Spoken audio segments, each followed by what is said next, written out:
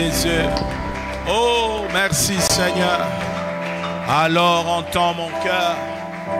Entends notre cœur ce soir. Entends notre cœur. Entends ces cœurs qui t'adorent. Entends ces cœurs qui te célèbrent. Entends ces cœurs qui t'exaltent. Entends ces cœurs qui te glorifient. Entends ces cœurs qui te magnifient, Jésus. Entends les cœurs des rachetés que tu as sauvés. Entends les cœurs de ceux que tu as délivrés. Jésus, nous te célébrons. Jésus, nous venons à toi ce soir. Oh Jésus, Jésus, Jésus. Oui, je prendrai mes faibles mots pour te dire combien je t'aime. Je prendrai mes faibles mots, Seigneur. Je prendrai mes faibles mots, Seigneur. Je prendrai mes faibles mots, Jésus, pour te dire combien je t'aime. Pour te dire combien je t'aime. Alléluia. Je t'aime, je t'aime, je t'aime, je t'aime, je t'aime, je t'aime. Est-ce que quelqu'un peut dire à Jésus, je t'aime? Je t'aime, je t'aime, je t'aime, je t'aime, je t'aime, je t'aime. Je t'aime, Seigneur, je t'aime, je t'aime. Je t'aime, Jésus. Je t'aime, je t'aime. Je t'aime, je t'aime, je t'aime. Je t'aime. Je prendrai mes faibles mots pour te dire combien je t'aime. Je prendrai mes faibles mots pour te dire combien je t'aime. Je prendrai mes faibles mots pour te dire combien tu as du prix à mes yeux. Je prendrai mes faibles mots pour te dire combien tu comptes pour moi, Seigneur. Je prendrai mes faibles mots pour te dire combien je t'aime. Combien je t'aime. Est-ce que quelqu'un peut se lever là où il est, donner à Dieu une ovation? Dis-lui combien tu l'aimes. Dis-lui combien tu l'aimes. Dis-lui, Jésus, je t'aime. Jésus, je t'aime. Lorsque nous apprenons ces choses, lorsque nous étudions ces choses, elles nous poussent à réaliser combien le Seigneur nous a aimés. Combien le Seigneur nous a aimés. Combien le Seigneur nous a aimés. Combien le Seigneur nous a aimés. Oh, que quelqu'un dise à Jésus combien il aime. Combien il aime. Je t'aime, Seigneur. Dis-lui combien je t'aime. Dis-lui combien tu l'aimes. Dis Jésus, je t'aime de toute ma force. Chantons ce cantique. Je t'aime, Seigneur. Alléluia. Son amour ne faille jamais. Tous les jours, tu me tiens dans tes bras. Et dès que je me réveille, jusqu'à mon coucher, je chanterai la bonté de Dieu. Encore une fois, je t'aime, Seigneur. Ton amour ne faillit jamais. Ton amour ne faillit jamais. Sous le jour, tous les jours, tu me tiens dans tes mains. Et dès que je me réveille, et dès que je me réveille, jusqu'à mon coucher, je chanterai la bonté de Dieu. Toute ma vie, toute ma vie, toute ma vie, tu as été bon. Toute ma vie, tu as été fidèle.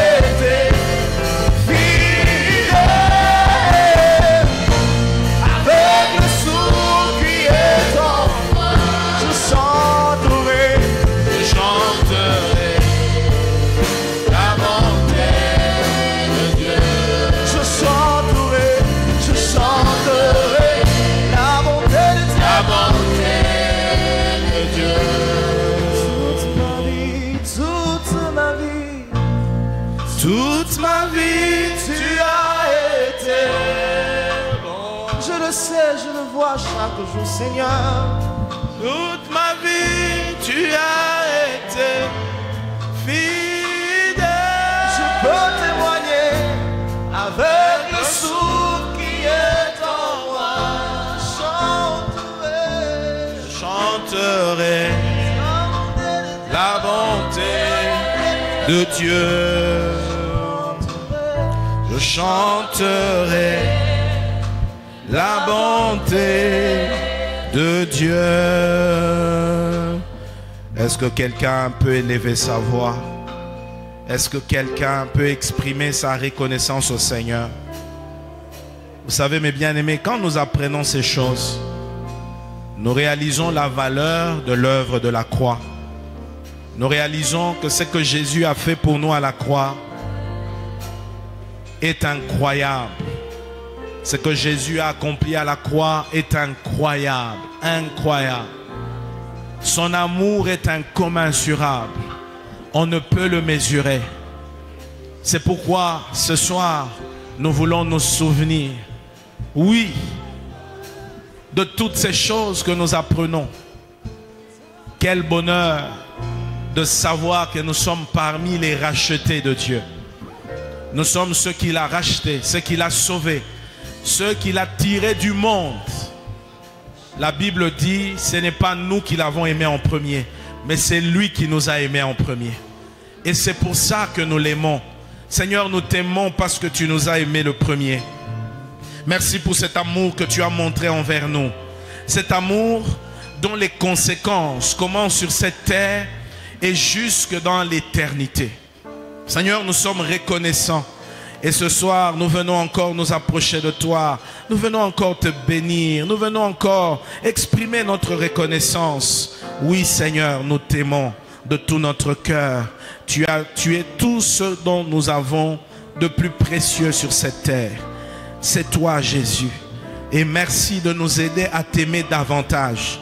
Merci de nous aider, Seigneur, à tenir ferme jusqu'au bout. À travers ta parole, à travers ces enseignements, ces connaissances qui ont pour but de nous affermir dans la foi, de nous affermir dans notre marche. Oh Jésus, merci Seigneur. Je te prie de bénir ta parole, de bénir Seigneur ces instants où nous allons Seigneur mon Dieu nous connecter à ces enseignements. Comme il est dit dans ta parole, heureux celui qui lit et qui entend les paroles de la prophétie. Merci pour cette soirée, cette seconde soirée, ce deuxième jour. Merci pour la présence de chacun d'entre nous. Merci pour ton peuple qui a répondu à ton invitation. Nous sommes reconnaissants et nous te prions, Père, de bénir ces moments. Au nom puissant de Jésus, nous avons ainsi prié. Nous disons Amen. Nous acclamons le Seigneur. Gloire à Dieu. Reprenons nos places. Soyez les bienvenus. Que Dieu nous bénisse. Alléluia. Je vous salue tous au nom de Jésus. Bienvenue ce soir. Bienvenue à notre deuxième jour de séminaire où nous sommes en train de parler de temps de la fin. Alléluia. Nous étudions les événements de temps de la fin, les événements qui conduisent ce monde jusqu'à sa fin.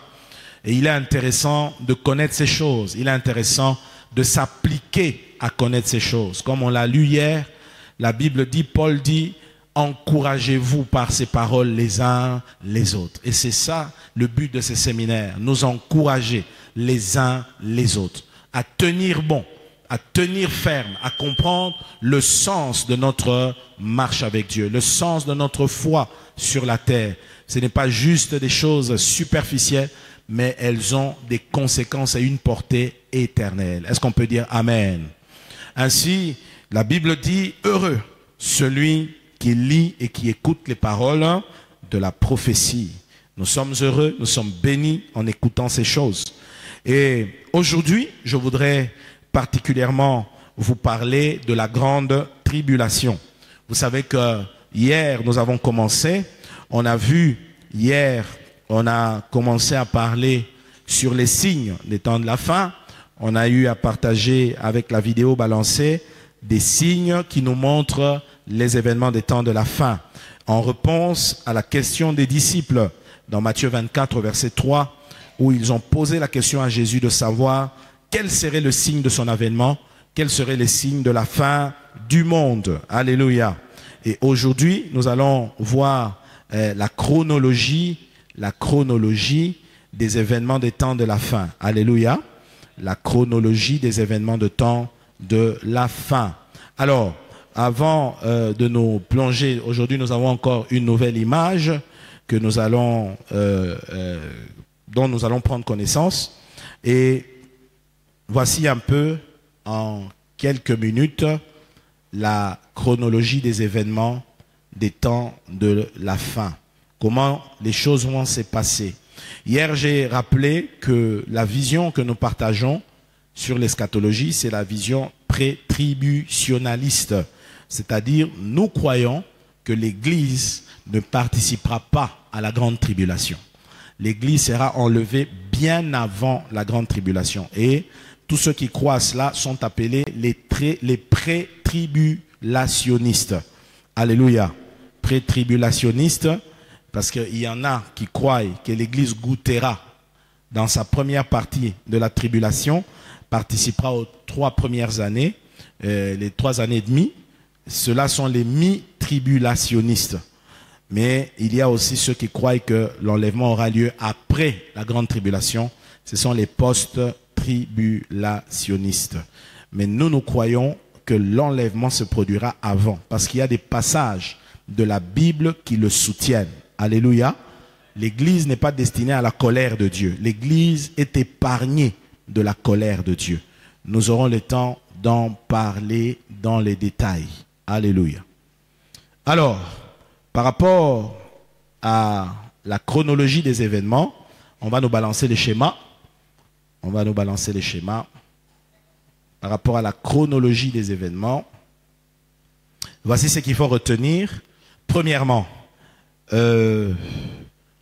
l'événement que nous attendons à partir de maintenant, c'est l'enlèvement de l'Église. L'enlèvement de l'Église, c'est-à-dire, nous sommes situés ici, dans cette période. Alléluia. Cette période qui correspond à la 69e semaine de Daniel. Lorsque vous lisez Daniel chapitre 9, à partir du verset 24, vous verrez que Daniel a aussi prophétisé sur les temps de la fin et il a représenté tous ces schémas en 70 semaines, 70 semaines.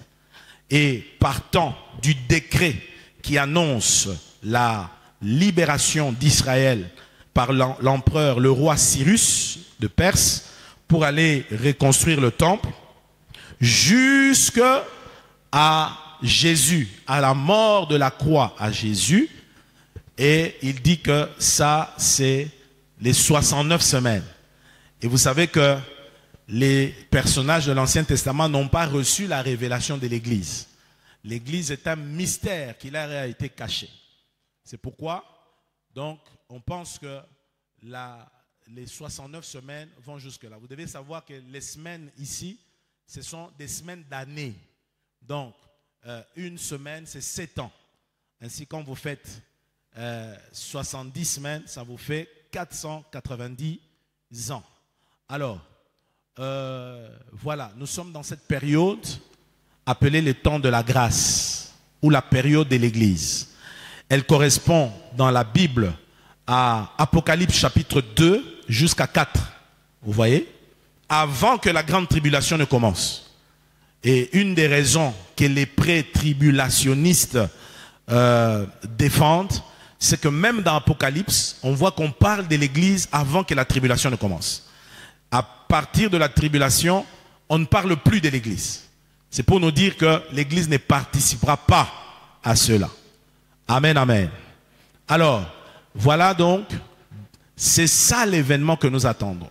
Vous savez, Jésus a dit ça dans Jean 14, du verset 1 à 3. On n'a pas cessé d'insister. Nous en avons parlé, nous en parlerons. Nous continuerons à parler de ça parce que c'est le point focal des chrétiens, de l'Église. C'est l'événement des événements, l'enlèvement de l'Église. Jésus a dit clairement dans Jean 14, 1 à 3, il dit, je m'en vais vous préparer une place et je reviendrai vous prendre pour que vous amenez avec moi afin que vous soyez là où je suis. Jésus a promis de revenir. Il est venu une fois, il reviendra une seconde fois. Amen. Mais vous savez que le retour de Christ est divisé en deux phases. La première phase, c'est l'enlèvement de l'Église, ou appelée aussi la parousie. La parousie, c'est l'enlèvement. Et aussi la seconde phase, c'est le retour proprement dit physiquement, où il posera sa plante de pied sur la terre, sur le mont des Oliviers, là, ici, en cet endroit. Donc, vous voyez, entre la première phase, l'enlèvement de l'Église, et le retour proprement dit de Jésus, que nous appelons l'avènement de Christ, où Jésus viendra poser sa plante de pied sur le mont des Oliviers. Entre ces deux événements, il y a une période de 7 ans qui correspond à la 70e semaine où Daniel a prophétisé sur les atrocités qui vont se passer sur la terre. Donc, les événements se passent de cette manière. Premièrement, nous qui sommes dans le temps de la grâce, nous allons vivre l'enlèvement de l'Église. Ça, c'est le prochain événement. Après l'enlèvement de l'Église, va se passer, à partir du moment où l'Église monte, l'Église part, c'est l'apparition de l'Antéchrist. Alléluia. L'apparition de l'Antéchrist. Effectivement, je décris des événements ici-bas sur la terre. Amen. L'apparition de l'Antéchrist ou la montée de l'Antéchrist. Il va faire son apparition sur la terre. Ça, c'est la deuxième étape dans la chronologie eschatologique. Et puis ensuite, commencera une période de tribulation de 7 années, divisée en deux. Divisée en deux, 3 ans et demi, 3 ans et demi. Vous verrez que la Bible en parle en termes de 42 mois. 42 mois, c'est exactement 3 ans et demi. Vous verrez, on parle de 1260 quelques jours qui correspondent exactement à 42 mois, qui correspondent à 3 ans et demi. Pourquoi cela? Parce que le temps des tribulations sera divisé en deux parties. Parce que dans un premier temps, l'Antichrist qui va venir fera la paix avec tous. Il viendra comme un pacificateur afin de séduire justement les gens.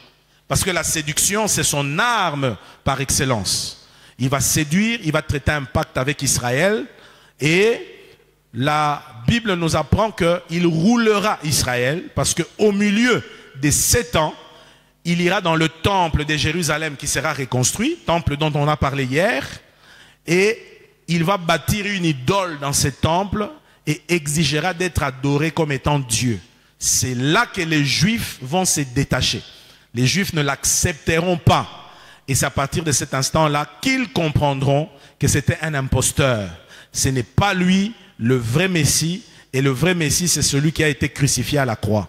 C'est ainsi que Israël s'est détachant, ça c'est l'événement maintenant qui arrive après l'apparition de l'Antéchrist, au milieu des 3 ans et demi, va commencer la grande tribulation. On appelle ça grande tribulation. Vous devez savoir que les mots tribulation signifient détresse. Donc la grande tribulation sera une période de grande détresse. La grande tribulation sera une période, le mot tribulation signifie aussi épreuve, de grande épreuve. Vous savez, de manière localisée, il y a eu des persécutions, il y a eu des tribulations dans le monde, mais la différence avec cette tribulation, elle sera mondiale. Elle va se passer sur l'étendue du monde entier. Alléluia. Elle sera mondiale. Et on nous montre qu'il va se passer beaucoup de choses pendant ce temps, parmi lesquelles, lorsque vous lisez, et on le lira tout à l'heure, Apocalypse chapitre 13, vous allez voir que l'Antichrist exigera que tous ceux qui régneront, qui seront sous son règne, portent une marque sur leurs mains, sur leur front ou sur leur front. Ça sera la marque appelée de la bête, parce que l'Antichrist est aussi appelé la bête. Mais attention, durant la tribulation, les 7 ans, il y a 2 acteurs. l'antichrist qu'on appelle la bête qui remonte de la mer, et il y aura le faux prophète qu'on appelle la bête qui remonte de la terre. Je vous ai expliqué hier la trinité satanique. Vous savez que Satan copie toujours Dieu. On parle dans l'Apocalypse du dragon, on parle de la bête, on parle du faux prophète. C'est une copie du Père, du Fils et du Saint-Esprit. Et pendant qu'il exigera que l'on puisse porter sa marque sur le front ou sur la main, tout celui qui ne portera pas cette marque ne pourra ni acheter ni vendre. C'est ce que la Bible nous apprend. Je vous invite à ouvrir Apocalypse chapitre 13. On va lire cela. Apocalypse chapitre 13. On va lire cela. Tout le chapitre d'ailleurs. Ça n'a que 18 versets. Apocalypse 13, nous lisons du 1er au 18e verset. Suivez attentivement, je sais pourquoi je vous dis cela. La Bible dit ceci: puis je vis monter de la mer une bête qui avait 10 cornes et 7 têtes. Vous voyez, la bête qui monte de la mer, c'est qui? C'est l'antichrist ou l'antéchrist, c'est la même chose. Anté, parce qu'il vient avant le retour de Christ. Anti, parce qu'il est contre tout ce qui est de Christ. Donc, on l'appelle aussi la bête qui monte de la mer. Ou encore, l'homme impie, c'est l'homme du péché. C'est l'homme du péché qui va agir avec une puissance démoniaque extraordinaire. Extraordinaire. Parce que durant ces temps de tribulation-là, le règne de l'esprit va partir avec l'église. Ce qui fait que les démons auront libre cours. Ils auront les feux verts d'opérer. Voilà pourquoi ça sera une période de grande détresse, de grandes souffrances. Alors, continuons la lecture. Verset 1. Puis je vis monter de la mer une bête qui avait 10 cornes et 7 têtes. Et sur ses cornes, 10 diadèmes. Et sur ses têtes, des noms des blasphèmes. La bête que je vis était semblable à un léopard. Ses pieds étaient comme ceux d'un ours et sa gueule comme une gueule de lion. Le dragon lui donna sa puissance. Le dragon lui donna sa puissance et son trône et une grande autorité. Et je vis l'une de ses têtes comme blessée à mort, mais sa blessure mortelle fut guérie. Et toute la terre était dans l'admiration derrière la bête. Et ils adorèrent le dragon parce qu'il avait donné l'autorité à la bête. Ils adorèrent la bête en disant: qui est semblable à la bête et qui peut combattre contre elle? Et il lui fut donné une bouche qui proférait des paroles arrogantes et des blasphèmes. Il lui fut donné le pouvoir d'agir pendant 42 mois, qui correspondent à 3 ans et demi. Et elle ouvrit sa bouche pour proférer des blasphèmes contre Dieu, pour blasphémer son nom et son tabernacle, et ceux qui habitent dans le ciel. Et il lui fut donné de faire la guerre aux saints et de les vaincre. Il lui fut donné autorité sur toute tribu, tout peuple, toute langue et toute nation. Verset 8. Et tous les habitants de la terre l'adoreront. Ceux dont le nom n'a pas été écrit dès la fondation du monde dans le livre de la vie de l'agneau qui a été immolé. Si quelqu'un a des oreilles, qu'il entende. Si quelqu'un mène en captivité, il ira en captivité.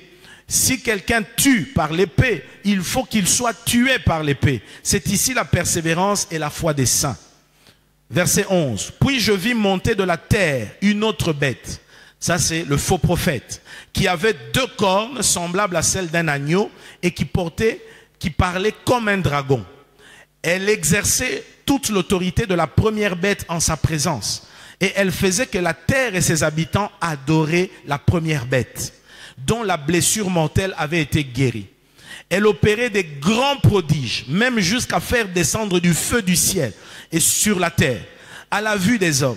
Et elle séduisait les habitants de la terre par les prodiges qui lui donnaient d'opérer en présence de la bête, disant aux habitants de la terre de faire une image à la bête qui avait la blessure de l'épée et qui vivait. Et il lui fut donné d'animer l'image de la bête, afin que l'image de la bête parlât, et qu'elle fit que tous ceux qui n'adoraient pas l'image de la bête fussent tués. Et elle fit que tout petit et grand, riche et pauvre, libre et esclave, reçussent une marque sur leur main droite ou sur leur front, et que personne ne put acheter ni vendre sans avoir la marque, le nom de la bête ou le nombre de son nom. C'est ici la sagesse. Que celui qui a de l'intelligence calcule le nombre de la bête, car c'est un nombre d'hommes et son nombre est 666. Est-ce qu'on peut dire Amen? Alors, il y a beaucoup à dire. Vous savez que l'eschatologie est une matière très vaste. Et comme je l'ai dit dans les enseignements précédents, cette matière demande beaucoup d'humilité et beaucoup de sagesse dans l'interprétation. Nous ne connaissons pas avec exactitude comment les choses se passeront. Mais nous avons la révélation de la parole de Dieu qui nous montre certains faits par la grâce de Dieu que nous pouvons comprendre. Pourquoi je le dis? Parce qu'il y a des gens qui s'amusent à pouvoir affirmer certaines choses comme quoi ces choses-là sont véridiques, mais avec le temps, ça se prouve que ce n'est pas ça. Vous savez que beaucoup de gens ont traité différentes personnalités politiques ou religieuses d'antichrist plusieurs fois. Mais ceci ne s'est pas avéré être vrai. Ces personnes sont décédées et la vie continue. Il y a aussi un élément sur la marque de la bête. Cette marque qui sera exigée à tous les habitants de la terre pendant cette période-là. Et beaucoup ont donné des interprétations. Il y en a qui ont parlé en termes de des codes barres. Il y en a qui ont parlé en termes de puces électroniques qu'on pourrait insérer à la taille d'un grain de riz. Bon, ce sont des interprétations. Mais telles que la Bible nous dit que cette marque sera reçue sur la main droite et sur le front. Et qu'est-ce qu'on constate? On constate que dans notre époque, nous sommes en train d'aller dans cette tendance-là. Et on ne peut que se dire, ouh, attention, il y a quelque chose qui est en train de se passer ici. Est-ce que ce qui se passe est anodin? Est-ce que c'est juste un simple détail ou c'est sérieux? Quelqu'un peut dire Amen? Alors, je vais vous inviter à suivre deux vidéos. Des courtes vidéos, une à quelques 9 minutes, l'autre à 3 minutes. Ces vidéos nous parlent de l'actualité. Parce que vous devez être au courant, vous devez comprendre les signes prophétiques dans l'actualité de notre monde. La première vidéo, on parle de la Suède. En Suède, aujourd'hui, les gens se sont fait implanter des puces sur la main. Et ils ont réussi à trouver des techniques qui font qu'on peut implanter ces puces à la taille d'un grain de riz sans qu'il y ait des conséquences. Alors, en voyant cela, nous qui étudions la Bible, ça nous interpelle. On se dit, attention, c'est que probablement, avec la montée de la technologie, l'Antichrist se servira de la technologie. Parce qu'à l'époque où nous nous sommes convertis, il y a plus de 3 décennies en arrière, nous pensions que la marque de la bête, c'était juste un sceau qu'on mettrait ou un tatouage. Mais c'est avec la montée de la technologie qu'on se rend compte que ça ne sera pas cela. Alléluia. On a l'impression que ça va se passer de manière électronique. Dans la deuxième vidéo, vous allez voir au Parlement européen, on est en train de défendre cela pour que cela soit adopté comme une loi qu'on va appliquer sur toute la terre. Vous et moi, nous avons l'Esprit de Dieu. Est-ce que, en écoutant ces choses, en les voyant, allons-nous nous dire que c'est par hasard? Comprenez que quand Jean écrivait, Jean utilisait des termes selon sa compréhension à son époque. Jean ne pouvait pas parler des puces électroniques. Non, non, non, non, il n'avait pas cette connaissance-là. Mais c'est nous aujourd'hui qui voyons, avec la description que l'apôtre Jean donne, attention, ça fait réfléchir. Alors, je vous invite à suivre cette vidéo et à réfléchir aussi avec moi. Quelqu'un peut dire Amen? Parce que nous avons dit que ce cadre, c'est un cadre de réflexion, d'étude, d'analyse, pour que nous puissions avoir une bonne interprétation des événements des temps de la fin. Quelqu'un peut dire Amen? Alors, si la com est prête, elle va nous balancer. Nous commençons avec la première vidéo de 9 minutes et puis on va prendre l'autre de 3 au Parlement européen. On va nous éteindre la lumière ici et on va suivre. Suivez attentivement s'il vous plaît. Dis à ton voisin, ne me dérange pas. Ça c'est sérieux maintenant. Ici, hein? Alléluia. Ok, suivez et puis Vous transformez en je cyborg, reviens. c'est tout bête, un petit implant électronique sous la peau et le tour est joué. Aïe, mais tu me penses? Ah bah oui, tu vas le sentir un peu, hein. Stockholm, capitale des humains augmentés. Dans les rues de la métropole et dans toute la Suède, il y a déjà 3000 personnes équipées d'un implant numérique, une puce électronique insérée sous la peau avec leurs données personnelles. Clara Grelson est l'une de ces Suédoises bioniques.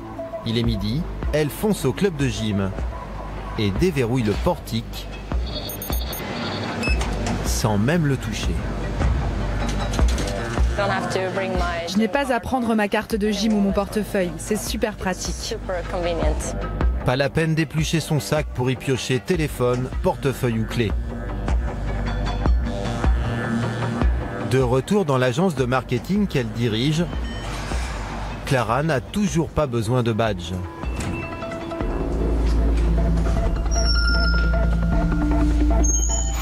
Le même geste nonchalant du poignet. Salut, ça va? On peut presque le voir là, sous la peau. Et ça ne vous gêne pas? Non. Vous ne le sentez pas sous votre peau? Vous savez, je me suis habituée. C'est comme s'il n'était pas là. Voilà ce que Clara a sous la peau. Une puce de la taille d'un grain de riz, équipée de la même technologie sans contact que les smartphones ou les cartes bancaires. Pour l'instant, cet implant ne peut contenir que très peu de données, l'équivalent d'une petite page de texte. Même si plusieurs collègues de Clara sont elles aussi implantées, toutes les salariées de son agence ne sont pas chaudes pour devenir des technopionnières. Est-ce que l'une d'entre vous est implantée? Pas moi. Non, personne. J'aimerais bien la voir un jour, mais j'attends de voir comment ça va évoluer. On va voir. Moi, quand ça marchera pour les transports en commun, ça pourra m'intéresser. Et savez-vous pourquoi les portiques du métro ne lisent pas encore les implants? Je crois que ça a quelque chose à voir avec le fait que les gens sont encore un peu réticents à se faire implanter de la technologie dans la main. Voici l'immeuble le plus connecté de Stockholm, l'Epicenter. Il abrite des dizaines de startups et une grosse population de geeks. C'est là que travaille le principal promoteur des implants numériques, Hannes Sjöblad. Il porte une puce depuis 3 ans et dans ses locaux, la technologie est partout, même dans les photocopieurs. Hannes, c'est un peu l'homme du futur, version viking. Et ceux qui ne veulent pas de puce peuvent toujours utiliser le badge. Mais qui veut encore porter ça dans sa poche? C'est une technologie vieille de 20 ans. J'ai beaucoup de collègues qui sont comme moi. Nina, t'as une minute? Vous êtes un cyborg aussi? Oui. Ou en tout cas, en voie de le devenir. Allez, viens que je te scanne. Sur la puce de Nina, un lien renvoie le smartphone vers les réseaux sociaux. Ta page Facebook. Oui. Si on scanne ma main, on accède à ma carte de visite. Et si vous voulez en savoir plus, vous pouvez... Aujourd'hui, dans le meilleur des...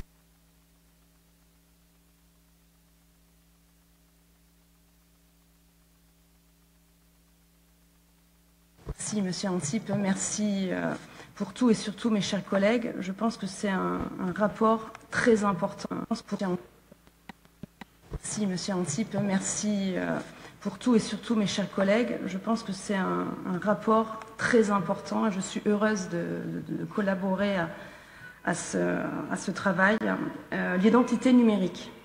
Évidemment, au départ, ce sera pour notre bien, ce sera plus facile pour pouvoir payer, pour pouvoir vérifier si quelqu'un est vacciné ou pour voter.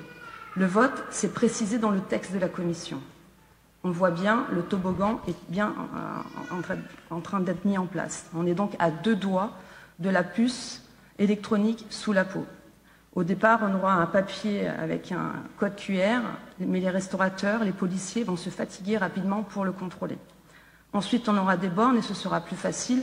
Ces bornes liront votre identité ou votre statut sanitaire sur un bracelet, une montre, sur un petit objet que vous porterez dans un sac à main, sur un code tatouage ou alors, comme je l'ai dit, sous la peau et les portes s'ouvriront.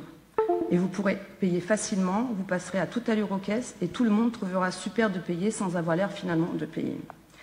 L'identité numérique, c'est un saut quantique et il n'y aura pas de retour en arrière possible, comme le pass sanitaire.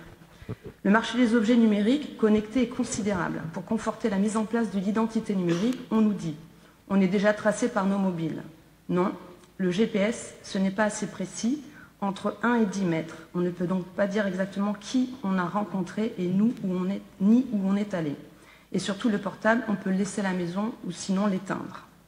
Avec l'identité numérique, la 5G et les objets connectés, nos conversations, notre santé, nos ordonnances, comme vous l'avez dit, nos pensées, notre intimité, notre espérance de vie, tout ça sera exposé, exposable, vendable, revendable. Et là, je parle en tant qu'ancienne, comme dans mon ancienne vie où j'étais dans une compagnie d'assurance. Leur rêve, c'était de savoir l'espérance de vie des gens pour leur offrir une garantie adéquate. Donc, ce qui veut dire exclure des maladies. C'est une crainte qu'il faut prendre en considération. D'ailleurs, la Commission utilise le mot de portefeuille d'identité numérique. Est-ce la fin de nos libertés? Ça sera vraiment un élément à prendre en compte pour ce règlement. Va-t-on vers un capitalisme de contrôle? C'est aussi notre question. Ce lundi, une commissaire de Bruxelles a interdit à tous les fonctionnaires d'utiliser dans tous ses discours et publications le mot « mesdames et messieurs » pour ne pas exclure ni rendre les personnes intersexes invisibles. C'est intéressant de noter que la Commission veut que l'identité numérique soit constante toute la vie, mais finalement pas l'identité sexuelle. Donc pour nous, des questions sur lesquelles nous irons de l'avant, ce sera en termes de souveraineté. Quels sont les acteurs européens qui ont aujourd'hui la capacité de fournir ce type d'identité pour éviter que nos datas se baladent à l'autre bout du monde et, comme je l'ai dit, soient repris par des entreprises privées pour exclure certaines garanties et discriminer certaines personnes, et aussi concernant les failles de ce système d'identification. Je note que la Commission prévoit dans sa page 60 que les mesures de prévention des fraudes existantes applicables à la Commission couvriront les crédits supplémentaires nécessaires. En clair, on sait déjà qu'il va y avoir des fraudes et les amendes financeront les postes de fonctionnaires nécessaires. Donc pour une question plus précise, parlons-nous des grandes fuites de données personnelles récentes. Je vous remercie. Bien, gloire à Dieu. On peut acclamer le Seigneur. Alors, bien aimé, vous voyez que c'est sérieux, n'est-ce pas? N'est-ce pas? C'est sérieux, hein? Nous y sommes. Hein? Alléluia. Donc quand nous disons les temps de la fin, c'est vraiment les dernières minutes, que dis-je? Les dernières secondes des temps de la fin. Voilà pourquoi soyez prudents. Soyez prudents. Amen, amen. Vous voyez là, à l'étranger, ils s'amusent, ils disent bon, c'est bon, et ainsi de suite. Parce qu'on s'est rendu compte que avoir les cartes de crédit, avoir les cartes bancaires, les cartes d'identité, ce sont des choses qu'on perd tout le temps. Maintenant, il suffit d'une puce insérée dans la peau. La vidéo n'est pas finie hein, pour nous montrer comment on insère ça. C'est devenu banal, c'est banal. Il y a même des gens qui font de l'argent maintenant avec ça. Vous allez à un endroit, ah, paf, on vous soulève la peau, on introduit, et très bien. Et aujourd'hui, de plus en plus, les gens en Occident le font. Et comme vous le savez, ce qui commence là va arriver ici. Amen. Amen. Donc, nous sommes dans une situation qui est un peu très sérieuse. Très sérieuse. Mais pendant ce temps, la question est, que fait l'Église?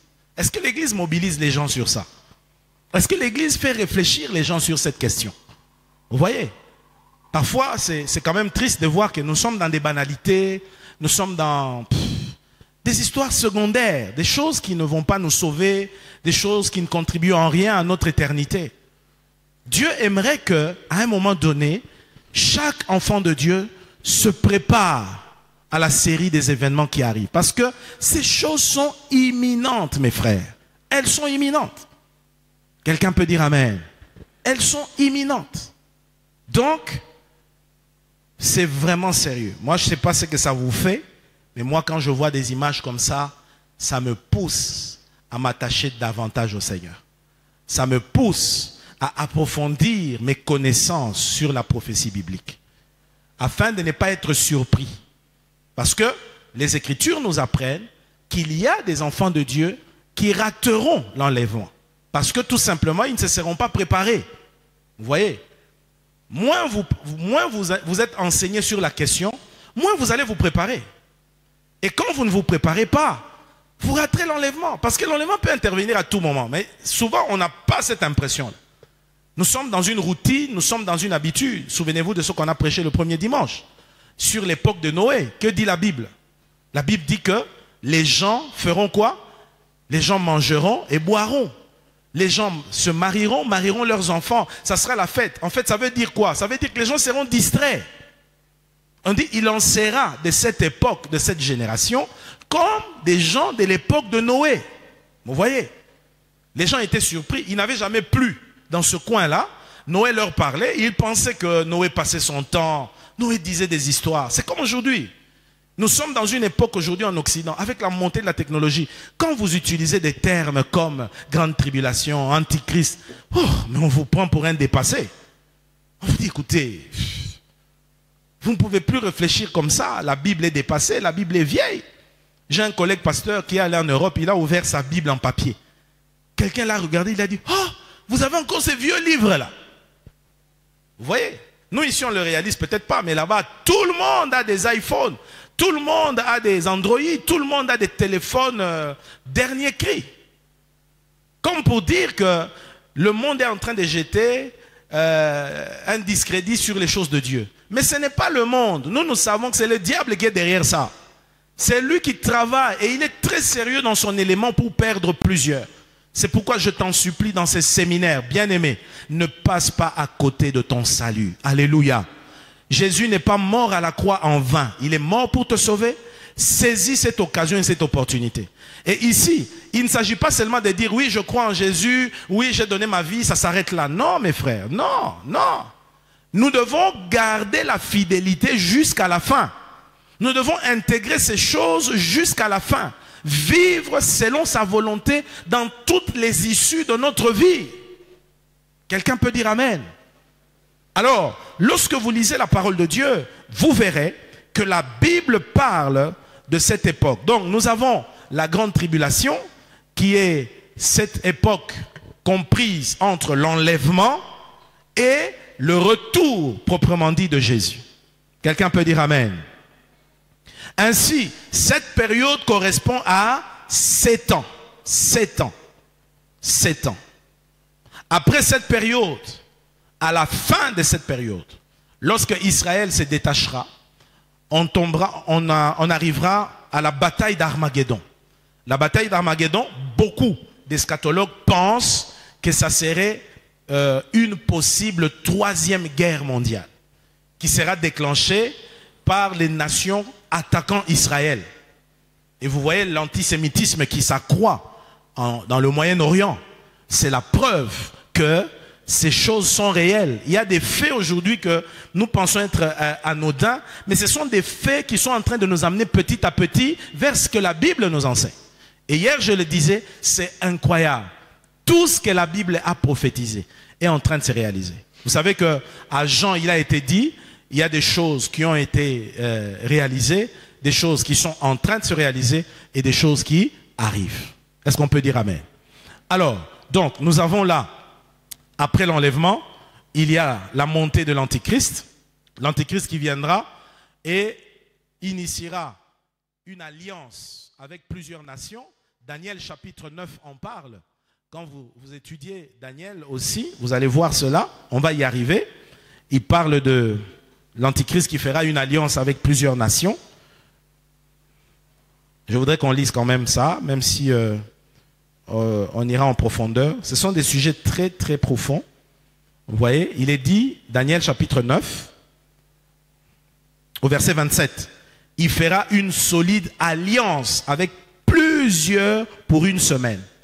Une semaine correspond à 7 ans. Vous voyez, une alliance solide avec plusieurs pour une semaine. Et durant la moitié de la semaine, c'est-à-dire 3 ans et demi, il fera cesser les sacrifices et l'offrande. Le dévastateur commettra les choses les plus abominables jusqu'à ce que la ruine et ce qui a été résolu fondent sur les dévastateurs. Vous comprenez?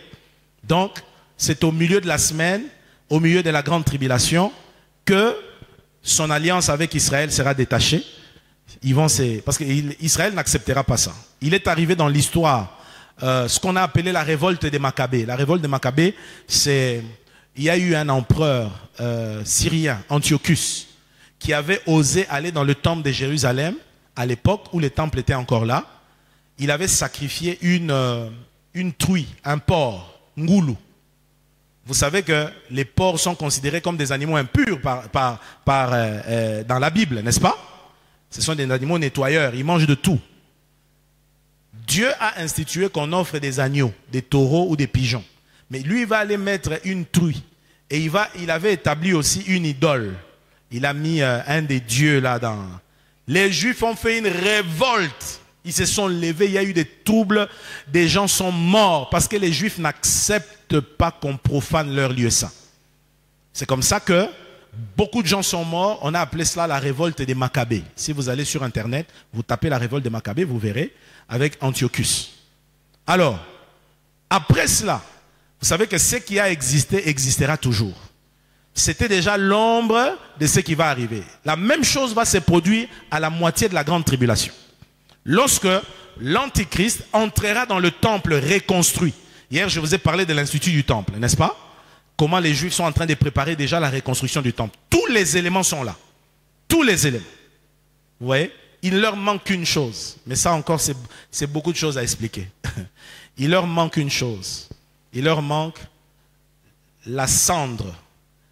Une cendre qui doit être mélangée à de l'huile, parce que c'est avec ça qu'on doit sanctifier le peuple, sanctifier les sacrificateurs, selon la loi des Lévites. Vous voyez? Donc, il faudra qu'ils aient cette matière-là. Vous savez, ils avaient cherché la couleur là de la cendre. Parce qu'ils sont très méticuleux. Très méticuleux. Ils étudiaient à la lettre des faits. Cette cendre-là avait une certaine coloration, un certain bleu qu'il fallait trouver. Alors, de toutes les imitations de couleurs, ils n'avaient pas trouvé ça. Récemment, dans les recherches, j'ai appris qu'il y a eu des crabes qui ont paru dans la mer morte. Et ces crabes-là, quand elles grimpaient à certains endroits, lorsque ces crabes retombent, elles se cassent, se brisent. Il y a une coloration bleue qui sort. C'est le bleu qui correspond à ce qui est demandé dans l'Ancien Testament. Ils ont trouvé ça. Alléluia. Miraculeusement. Moi, je crois que Dieu est derrière ces choses, frère. Dieu est en train de travailler, mais c'est nous qui ne le voyons pas.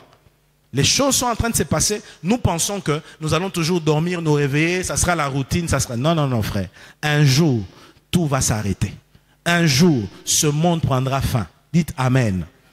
Mais il y a une succession d'événements. Donc, le temple sera reconstruit. On va reprendre avec les sacrifices. Et vous avez entendu, c'est au milieu de ce temps-là qu'il va faire cesser les sacrifices. Il va interdire, il va dire, désormais, c'est lui qui est Dieu. Et c'est lui qu'on doit adorer.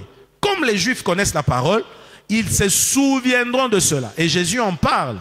Quand vous regardez dans Matthieu 24, Jésus en parle. Jésus a relevé cela.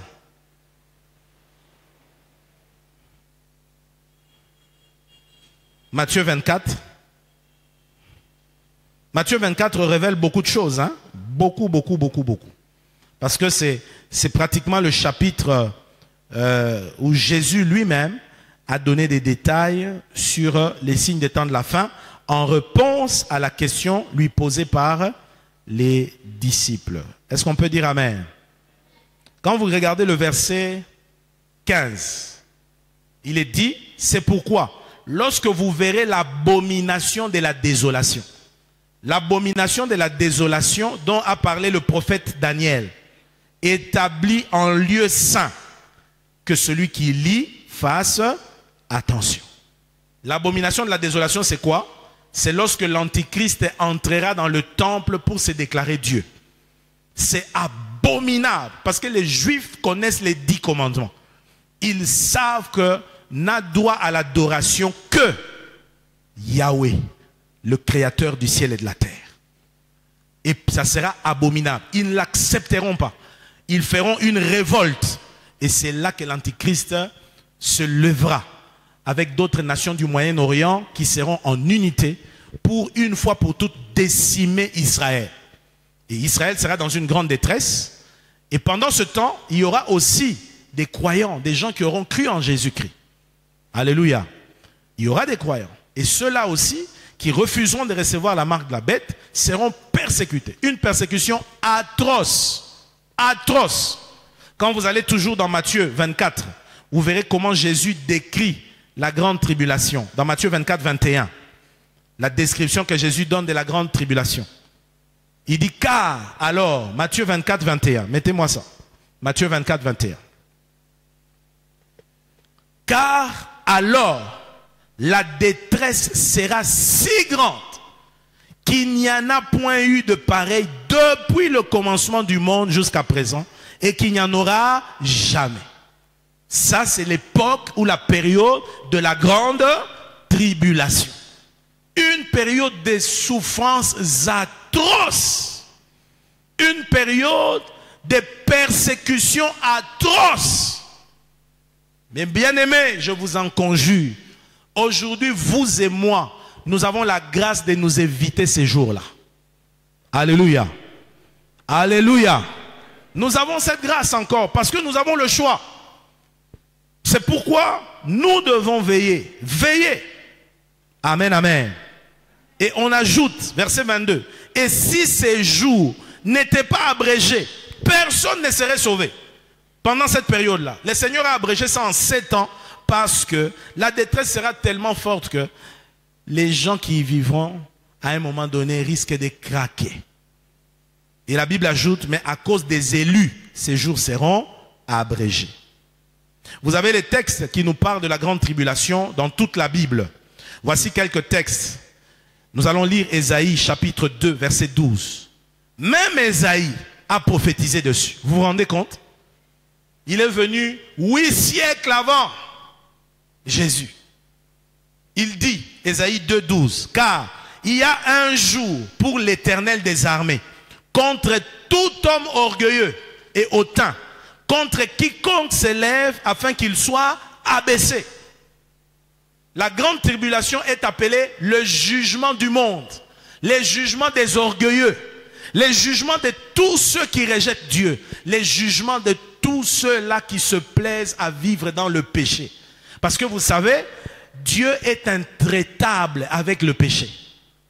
La Bible dit, dans Romains 3, 23, le salaire du péché, c'est la mort.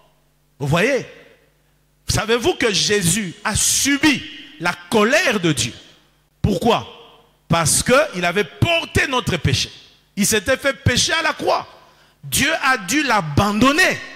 Voilà pourquoi il a ressenti cet abandon. Il s'est écrié, Père, Père, pourquoi m'as-tu abandonné? Parce que Dieu ne peut pas pactiser avec le péché. Dieu ne l'accepte pas. Et le péché sera jugé sévèrement. La grande tribulation sera un jugement, premièrement pour Israël. Parce qu'Israël a désobéi à Dieu. Israël vivra de grandes détresses. Vous savez que c'est un peuple que Dieu avait chéri. Dieu avait aimé. Dieu a fait de grandes choses pour eux. Mais ils ne l'ont pas reconnu. À cause de cela, cette période-là sera un jugement. Deuxièmement, ça sera un temps de jugement pour tous les incrédules. Tous ceux qui ne s'intéressent pas aux choses de Dieu. Tous ceux qui ne croient pas. On leur prêche l'évangile. On leur prêche Christ. Ils traitent ces choses de n'importe quoi. Ils sont même moqueurs. Ils rejettent la parole de Dieu.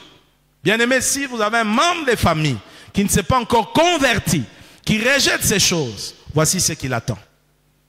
C'est votre responsabilité de lui présenter l'évangile pour son salut. Dites Amen. Dites Amen. Et puis, les restes du monde. Le reste du monde qui fera allégeance à l'Antichrist. Parce que vous allez remarquer une chose, même pendant la grande tribulation, alors qu'on lui donnera le pouvoir d'exercer toute sa puissance, la puissance qu'il a reçue du dragon, c'est-à-dire de Lucifer, mais au milieu de ce temps-là, Dieu va s'imposer. Il y a des choses qui vont leur échapper. En fait, Dieu va frapper l'Antéchrist à un moment donné. C'est pourquoi on a parlé de la blessure. mortel. Vous voyez? Et tout ça pour lui montrer qu'il n'a pas tous les contrôles. Dieu permettra aussi qu'en cette période, il y ait l'apparition des 2 témoins. On dit que ces 2 témoins opéreront sous l'esprit d'Élie et de Moïse. Vous voyez? Alors il y en a qui pensent que ça sera Élie et Moïse parce que c'est des grands personnages de la Bible qui vont revenir. Non, non. Il s'agit ici des personnes, mais Dieu va les utiliser comme il a utilisé Moïse en Égypte, comme il a utilisé Élie à son époque, durant la 2e moitié. Vous voyez, c'est pourquoi dans notre schéma, on les situe là. Les deux témoins. Si vous lisez Apocalypse 11, du verset 3 à 14, les 2 témoins sont là, ici. Ces 2 témoins-là auront la capacité d'opérer des miracles. Ils vont faire des choses extraordinaires. Ils seront un morceau dur à cuire pour l'Antichrist. Tout cela, c'est pour montrer que même quand on lui donne tous les pouvoirs, il n'a pas tout le contrôle. Dites Amen. C'est pourquoi, enfants de Dieu, votre foi dans la puissance de Dieu doit grandir. Vous devez le savoir, quel que soit le niveau de la sorcellerie d'une personne. Frère, devant Jésus-Christ, aucun sorcier ne peut tenir. Quelle que soit la puissance du malin. Et si toi, tu es en Christ, tu dois en être conscient. Parce que Dieu ne laissera jamais tomber à terre l'œuvre qui a été accomplie à la croix. Jamais. Jamais. C'est pourquoi vous ne devez pas vous avouer vaincu. Vous ne devez pas vous... S'il y a une des choses qui me pousse à avoir un complexe de supériorité sur Satan, c'est ça. Ma foi dans l'œuvre que Jésus a accomplie à la croix. Parce que la Bible dit, à la croix, il a dépouillé les autorités, les principautés, les dominations et les esprits méchants. Vous savez ce que c'est dépouiller? Longola et Minou. Alléluia.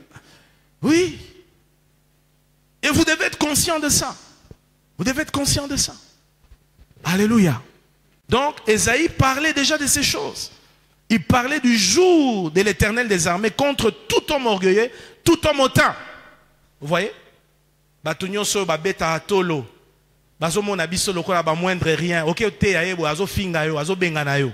Les hautains de cette génération.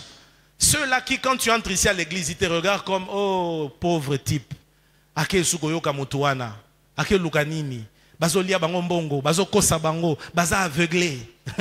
Tu vois des gens comme ça. On a des moqueurs hein, quand ils se moquent des choses de l'église. Vous avez peut-être dans votre famille un oncle comme ça, vous avez peut-être un père comme ça, un grand-père comme ça. Les choses de l'église ne lui disent rien. Il n'a que des mauvaises langues. C'est déjà l'esprit de l'antichrist. Parce que vous avez vu pendant la tribulation, l'antichrist va blasphémer. Il va insulter Dieu. Insulter Christ. Il dira aux hommes, où est votre Dieu? Où est sa puissance? Mettra au défi la puissance de Dieu. Mais la Bible dit, il lui a été donné pendant ce temps-là d'opérer, mais pour un temps. Alléluia. Vous savez, quand j'étudie ces choses, je me rends compte que on ne joue pas avec Dieu. Savez-vous que l'antichrist et le faux prophète seront le premier à aller en enfer avant même Satan? Eh, Satan zama be a koko sa yo kotili fait avant. À la fin de la tribulation, on les jettera tout de suite en enfer. On n'attendra même pas la fin. Lucifer d'ailleurs, lui, il aura droit d'être enfermé quelque part, attendant que la fin des 1000 ans. Mais eux vont aller déjà 1000 ans avant. Ce sera les premiers êtres qui vont entrer en enfer. Alléluia. Lisons un autre texte encore. Est-ce que quelqu'un me suit très bien? Est-ce que ces choses vous enseignent? Si c'est enseigne, acclame le Seigneur. Acclame le Seigneur, frère. Gloire à Dieu, gloire à Dieu. Heureux celui qui lit et qui entend les paroles de la prophétie. Ésaïe 13, verset 6. Ésaïe 13, verset 6. La Bible déclare, gémissez, car le jour de l'Éternel est proche. Il vient comme un ravage du Tout-Puissant. Vous voyez? Le jour de l'Éternel est proche. Il vient comme un ravage du Tout-Puissant. C'est l'époque de la grande tribulation. Ésaïe aussi l'a vu. Nous avons également au verset 9, toujours Ésaïe 13, verset 9. Voici le jour de l'Éternel arrive, jour cruel, jour de colère et d'ardente fureur, qui réduira la terre en solitude et en exterminera les pécheurs. Vous voyez? Il sera donné à l'Antichrist le pouvoir de tuer les gens. Il va assassiner. Vous savez, on a connu des dictateurs, des génocidaires. Vous avez par exemple des gens comme Adolf Hitler. C'était pas de la blague. Hein? Ce gars-là a décimé les Juifs. Il a tué plus de 6 millions de Juifs. Alléluia. Et il disait, quand il va finir avec les Juifs, il va attaquer les Noirs. Heureusement qu'il y a un Dieu dans les cieux. Sinon, Yonangai, on allait vivre des affres. Un jour, on lui a posé la question, qu'est-ce qu'il pense des Noirs? Il dit, si je connaissais le trou par lequel ils sortent, j'allais le boucher. Hitler, un blessé. Cet homme-là a fait des trucs terribles. J'ai lu certaines histoires qui existaient à son époque. On faisait des tests sur des enfants juifs. Par exemple, on offre aux enfants des bonbons. Mais ce sont des bonbons avec des bombes dedans. Et quand ces enfants sucent les bonbons, à un moment donné, paf, ils arrivent à un niveau, ça déclenche la bombe, les têtes explosent. C'était juste pour voir l'effet que ça faisait sur eux. Ils étaient comme ça, par centaines et milliers. À un moment donné, certains lui ont proposé de tuer des Juifs en leur faisant boire de l'urine pour voir qu'est-ce que ça ferait. On prend des stocks d'urine, alors on leur donne à boire. On leur arrache les dents sans anesthésie. Arrache les cheveux, on les coupe pour voir. On les tue dans des fosses communes, on brûle. On voit comment ils sont en train de brûler pour voir la réaction. Oui, ces gens-là étaient animés de l'esprit de l'Antichrist. Maintenant, on nous dit, l'Antichrist fera pire qu'Hitler. Lui, il va faire pire. Il pourra décider, il entre ici dans une ville, il regarde une ville entière. Il dit, brûlez-moi toute cette ville. Hommes, femmes, bébés, enfants, on décime. Vous voyez? Donc, ça sera des moments très, très durs. Et si nous allons dans l'étude des sceaux, vous savez, en l'Apocalypse, vous trouvez les 7 sceaux. Les sceaux, ce sont des jugements. C'est terrible. Je n'ai pas le temps de vous détailler tout ça ici. Parce que nos heures sont comptées. Mais ce sont des moments terribles. Comme dit Ésaïe, on dit, voici le jour de l'Éternel arrive, jour cruel, jour de colère et d'ardente fureur, qui réduira la terre en solitude et en exterminera les pécheurs. Ici, il y a des termes comme exterminer. Vous voyez? Ce sont des termes de génocide, des tueries massives qu'il exercera. Et même Paul en a parlé dans 1 Thessaloniciens chapitre 5. 1 Thessaloniciens chapitre 5, versets 1 à 5. Paul dit, 1 Thessaloniciens 5, 1 à 5. Pour ce qui est des temps et des moments, vous n'avez pas besoin, frères, qu'on vous en écrive. Car vous savez bien vous-même que le jour du Seigneur viendra comme un voleur dans la nuit. Quand les hommes diront paix et sûreté, alors une ruine soudaine les surprendra, comme les douleurs de l'enfantement surprennent la femme enceinte. Ils n'échapperont point. Mais vous, frères, vous n'êtes pas dans les ténèbres pour que ces jours vous surprennent comme un voleur. Vous êtes tous des enfants de la lumière et des enfants du jour. Nous ne sommes point de la nuit ni des ténèbres. Dites Amen. Nous ne serons pas surpris parce que nous échapperons à ces jours grâce à Jésus-Christ. Quelqu'un peut dire Amen. Ainsi, frère, je le disais tout à l'heure, vous voyez, on le dit là. Paul dit, quand les gens diront paix et sûreté, à quel moment on dira paix et sûreté? C'est à la montée de l'Antichrist, quand il va apparaître. Il viendra annoncer une paix, ce qu'on appelle une fausse paix. Il va dire, il pacifie la guerre en Israël et la Palestine. Il va pacifier toutes les guerres. Alors on est en train de supposer que ça sera un fin politicien.